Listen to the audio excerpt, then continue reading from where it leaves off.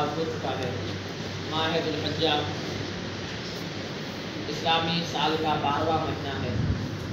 سال کا اختتامی مہینہ، اس کے بعد پھر نیا سال شروع ہو جاتا ہے۔ اس ماہ مبارک کی بڑے عبادتوں میں سے ایک تو ہے حج،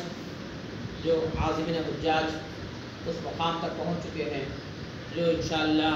وہ اراکین حج ادا کریں گے، اس کی وہ تیاری میں لگے ہوئے ہیں۔ جب تک اللہ تعالیٰ نے انہیں موقع دیا تو وہ عمرہ ادا کر رہے ہیں، طواف کر رہے ہیں، خانہ کعبہ کی زیارت کر رہے ہیں اور اللہ کی رحمتیں دور رہے ہیں۔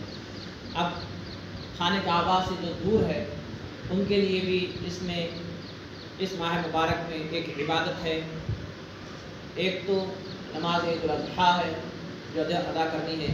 نماز عید الاضحیٰ کے بعد قربانی ہے۔ معزز صاحب کرام، قربانی حضرت ابراہیم اور اسماعیل علیہ السلام کی یاد دلاتی ہے۔ یہ وہ عبادت ہے جو اللہ کے نبیوں نے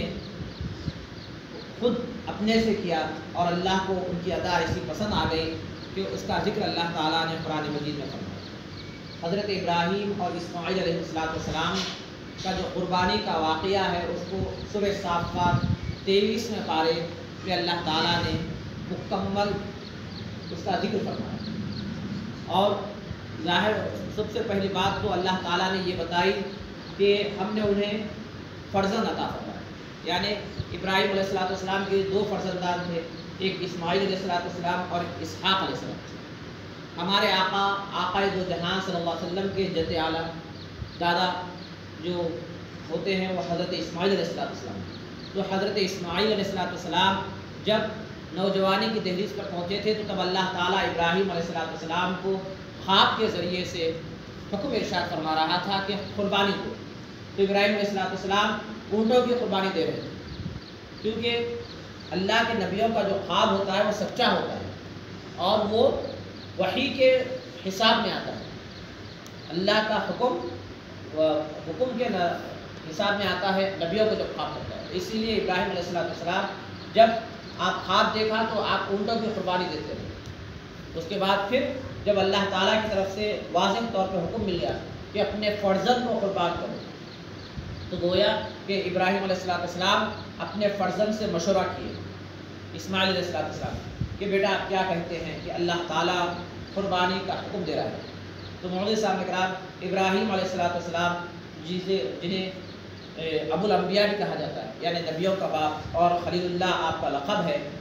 کہتے ہیں کہ ابراہیم علیہ السلام نے جہاں پر خود نیک عمل کیا، جہاں پر آپ نے نمرود سے مقابلہ کیا، نمرود کو دعوت تبلیغ دی، اور جو بتوں کو پوجنے والے تھے بتوں کو توڑ کر بتوں کی بے عزتی کر کے بتا دیا کہ یہ سوائے پتھر کے کچھ نہیں ہے۔ بتوں کی اہمیت بتوں کی جو خرابی ان کے سامنے بتا دی کہ بت کوئی چیز حقیقت ہی نہیں ہے، وہ معبود ہونا تو دور کی بات ہے، اگر اس کے اوپر مکھی بھی بیٹھ جائے تو اڑا نہیں سکتی۔ یہ آپ نے کام کیا۔ اس کے ساتھ ہی ساتھ آپ دیکھیے کہ ابراہیم علیہ السلام یہاں پر قربانی جو اپنے فرزند کی دینا ہے تو اس سے پہلے انہوں نے مشورہ لیا اپنے فرزند کو۔ تو کہتے یہ ہے کہ ابراہیم علیہ السلام کی سیرت سے یہ بات معلوم ہوتی ہے کہ ابراہیم علیہ السلام جہاں پر اپنے معاملات میں ایک لاجک رکھتے تھے، اپنے معاملات میں ہر وقت جیسا کہ لوگوں کو معجزات اور کرامات نہیں بتائے، وہاں آپ نے لوگوں کو ایک فکر دی، تفکر دیا کہ بھائی خدا تو وہ ہے جو مشرق سے سورج نکالتا ہے، زندے کو مارتا ہے، مردے کو زندہ کرتا ہے، یہ خدا ہے۔ ایسا ایک سوچ دی، فکر دی، اور ساتھ ہی ساتھ پھر اس کے بعد دوسرا معاملہ کہ بتوں کی اہمیت، بتوں کی خرابی بتائی کہ آخر بت ہے کیا چیز، ہمارے ہاتھ سے بنی ہوئی چیز کے سامنے ہم کیوں جھکے۔ اور اس کے بعد پھر جب نمرود کے سامنے ٹھہر گئے تو بتا دیا کہ ایک وہ رب، وہ خدا ہے، اسی سے ڈرنا ہے، کسی اس کے علاوہ کسی سے ڈرنا نہیں ہے، کیونکہ اچھا برا اسی کے پاس سے ہوتا ہے، اللہ ہی کے پاس سے، یہ بتا دیا۔ اب اس کے بعد دوسری ابراہیم علیہ السلام کی خاص بات یہ ہے کہ نیکی تو آپ خود کرتے تھے، ساتھ ہی ساتھ نیکی میں اپنی اولاد کو بھی شامل کرتے، اپنے فرزندوں کو بھی شامل کرتے۔ اس لیے یہاں پر آپ نے اپنے فرزند سے مشورہ لیا کہ بیٹے میرے لیے حکم ہے کہ اپنے بیٹے کو قربان دو، لیکن تمہارا معاملہ یہ کہ تم کو خود کو قربان ہونا ہے، اس بارے میں تمہارا کیا خیال ہے؟ تو گویا کہ اپنے اس خواب کو آپ نے حقیقت میں بدلنے کے لیے اپنے بیٹے سے مشورہ لیا اور بیٹے کو تیار بھی کیا، اور اس کے بعد پھر غور کیجئے کہ جب خانہ کعبہ کی تعمیر کا معاملہ آیا تو وَإِذْ يَرْفَعُ إِبْرَاهِيمُ الْقَوَاعِدَ مِنَ الْبَيْتِ وَإِسْمَاعِيلُ، کہ ابراہیم علیہ السلام اپنے فرزند کو لے کر خانہ کعبہ کی تعمیر فرمائے،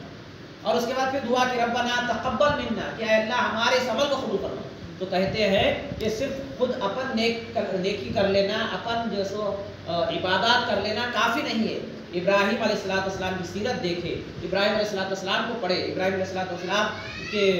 اچھائیوں کو دیکھے تو معلوم یہ ہوتا ہے کہ نیکی خود بھی کرنا ہے اور اپنے اولاد کو بھی ساتھ لے کر کرنا ہے، اپنی اولاد کو بھی نیکی کا حکم دینا ہے، نیکی کرانا ہے اپنی اولاد سے بھی۔ تبھی تو جیسو اسماعیل اور اسحاق علیہ السلام جیسو فرزندان کے صفات اور ان کے اندر ان کو ویسے اللہ تعالیٰ نے ان کو ویسے فرزند عطا فرمایا کہ ان کے ایسے صفات تھے ابراہیم، اسماعیل اور اسحاق علیہ السلام۔ تو مولوی صاحب کرام ابراہیم علیہ السلام کے جو فرزند اسماعیل علیہ السلام ہیں، انہوں نے بھی اپنے باپ کی اس بات کو مان لیا اور کہا کہ اللہ نے آپ کو جو حکم دیا اس حکم پر آپ عمل کریں، انشاءاللہ آپ مجھے صبر کرنے والوں میں پاؤ گے، انشاءاللہ آپ مجھے صبر کرنے والے میں پاؤ گے۔ تو یہ اتنی صلاحیت اسماعیل علیہ السلام میں کہاں سے آ گئی؟ نہ تو آپ کی عمر کچھ زیادہ تھی، نہ تو جیسو ابھی کوئی آپ اللہ کا کوئی جیسو جب تک آپ کے پاس کوئی پیغام یا حکم نہیں آیا تھا، آپ کو جیسو کوئی اللہ کی طرف سے وحی کا، جب کیونکہ ابراہیم علیہ السلام تھے، لیکن اتنا صبر اور اتنا جذبہ کیسے آ گیا تھا؟ تو کہتے ہیں کہ